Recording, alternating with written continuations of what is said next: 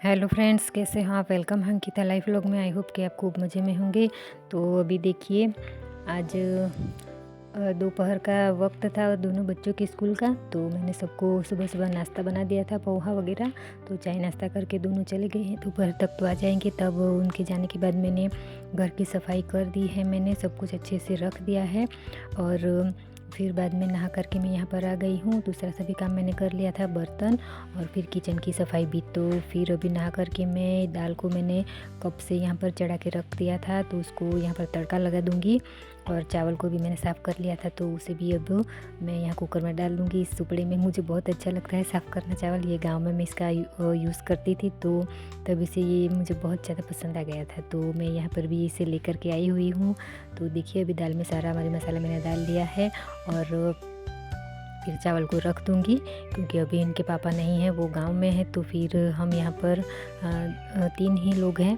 तो फिर मुझे इतने भी हड़बड़ी नहीं होती है यहाँ खाना बनाने में। मुझे बहुत ही, मैं आराम से बनाती हूँ, क्योंकि उनके पापा अगर यहाँ पर होते हैं तो मुझे बहुत ज़्यादा जल्दी जल्दी करना पड़ता है। घर का काम करने में भी 1-1.5 घंटा तो लग जाता है, और खाना बनाने में और दूसरा कुछ भी काम करने में तो ऐसे ही दोपहर 1-2 तो बज ही जाते हैं मेरे खाना खाने के वक्त तक। तो देखिए, अभी वो तो वहाँ पर है। तो सब कुछ अभी मैंने नहा करके जस्ट दाल चावल बना दिया है मैंने। और अभी आज मैंने बालों को भी धुला हुआ है। तो देखिए, यहाँ पर अभी हल्की हल्की ठंडी है, तो स्वेटर को हम यहीं पर निकाल कर रख देते हैं। तो आज मैंने बेड शीट भी बदल दी थी, तो ये कवर है उसी का तो उसे भी रख दिया है साइड पर। तो देखिए, मैं बालों को इस तरह से कंडीशनर करती हूँ, कंडीशनर।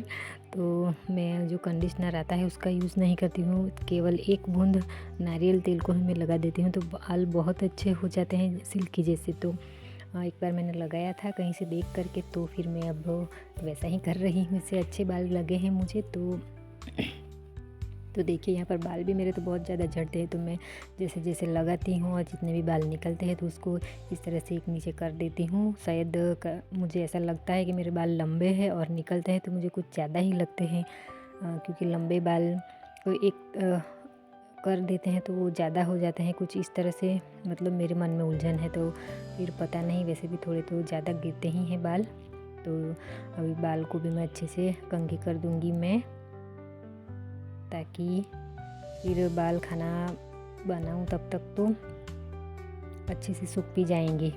तो पूजा वगैरह भी मैंने कर ली थी नहा करके आके जस्ट, और फिर खाना बनाने में लग गई हूँ मैं। तो दाल चावल अभी बन ही रहा है मेरा। दाल तो अभी उबल चुकी होगी और कुकर में भी सीटी पड़ गई होगी। चावल तो बना दिया है। तो अभी बच्चों को भी आने का वक्त अभी होने ही चला है। तो तब तक तो मेरा सारा घर का काम तो अभी पूरा हो चुका है। और वैसे भी चाय नाश्ता किया हुआ था सवेरे, तो भूख भी नहीं लगती है मुझे तो दोपहर तक तो।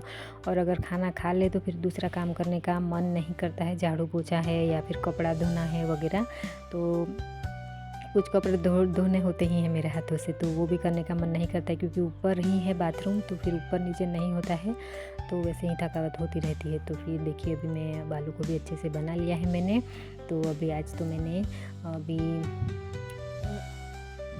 गुजराती में वटाना बोलते हैं उसको हम, मटर मतलब हिंदी में बोलते हैं वही। तो उसको छील करके मैंने उबाल लिया था, और फिर उसमें जीरा डाल करके फिर मसाले भी मैंने डाल दिए थे।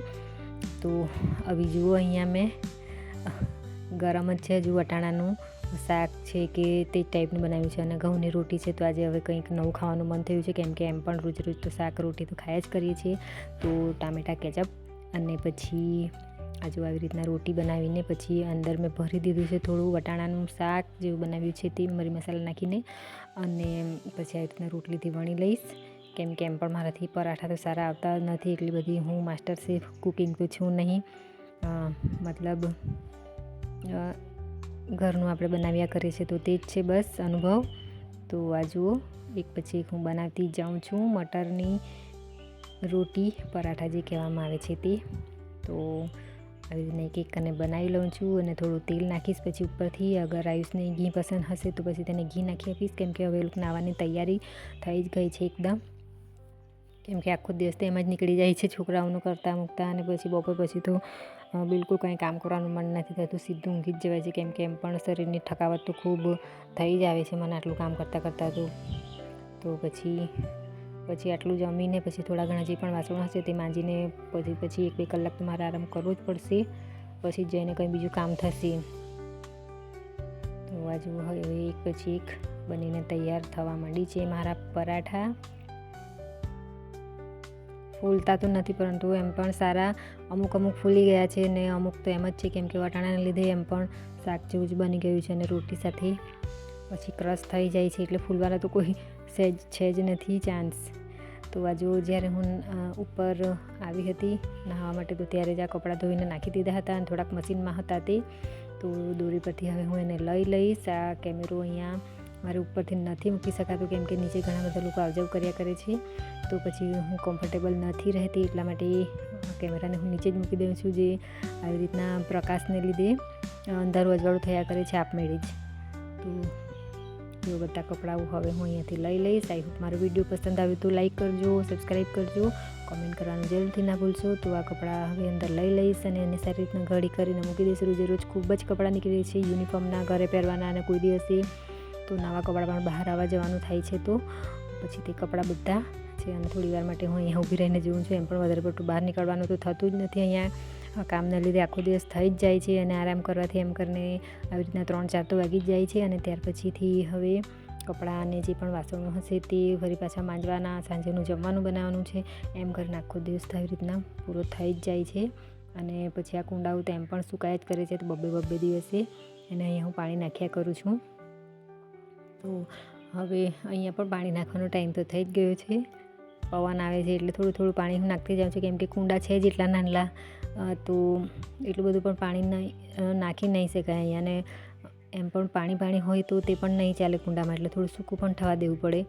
તો અને ફૂલ નીકળે છે એટલે મને ખૂબ ગમે છે અહીંયા માવજત કરવાની.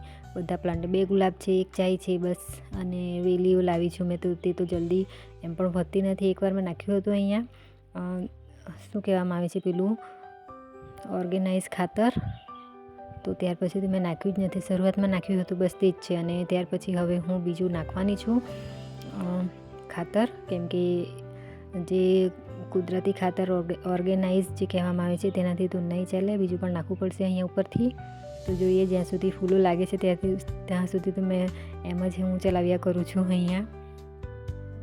તો હમણાં તો ફૂલ નીકળે છે તો પછી હું તે ખાતર નાખવાનું ટાળી રહી છું, અને ગામ જઈશ તો પછી લઈ આવીશ થોડું કરીને. એટલું બધું પણ નહીં જોઈએ અહીંયા ખાતર.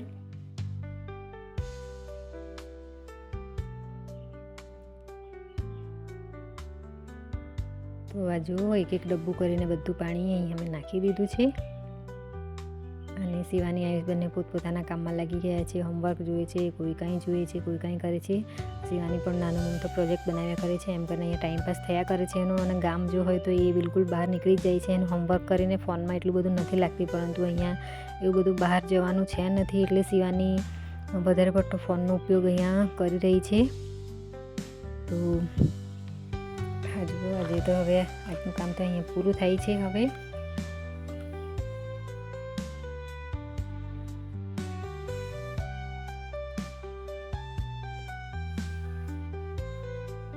તો પછી હવે સાંજે પણ જમવાનું બનાવવાનું છે મારે, તો સાંજેનું જમવાનું પણ અમે કરી નાખ્યું છે અને બધાએ જમી પણ લીધું છે. અને ત્યાર પછી છેલ્લે લાસ્ટમાં હું આ વાસણો પર માંજી દઈશ, એટલે સવારે સારું રહેશે મારે બીજું કામ કરવામાં અને છોકરાઓને સ્કૂલે મોકલાવવામાં ને એવું. તો પછી જો હવે લાસ્ટવાર વાસણો મૂકી દીધા છે બધા ધોઈને, કેમ કે ફરી પાછું ઉઠીને સૌથી પહેલાં તો છોકરાઓને જ તૈયાર કરવાના હોય, એટલે મારે આટલા વાસણો સાફ કરી નાખ્યા હોય તો મારે ખૂબ જ સારું રહે છે સવારમાં. તો પછી છેલ્લે હવે લાસ્ટવાર હાથ મોઢું હું અહીંયા ધોઈ લઈશ, કેમ કે ક્યારની ભાગદોડ કર્યા કરું છું, બીજું કંઈ ને કંઈ કામ. 1-2 વાર તો હું બહાર પણ ગઈ હતી શાકભાજી વગેરે લેવા માટે.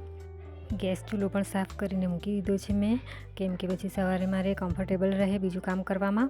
અને સવારની તૈયારી પણ બધી થઈ ચૂકી છે, શું બનાવવાનું છે, શું કરી આપવાનું છે ચાય નાસ્તામાં છોકરાઓને ટિફિનમાં, તો તે બધી તૈયારી થઈ ચૂકી છે મારી. તો હવે આજનો વિડીયો આપણે અહીંયા જ પૂરો કરીએ અને ફરી પાછા મળીશું નેક્સ્ટ વિડીયોમાં. ત્યાં સુધી આવજો.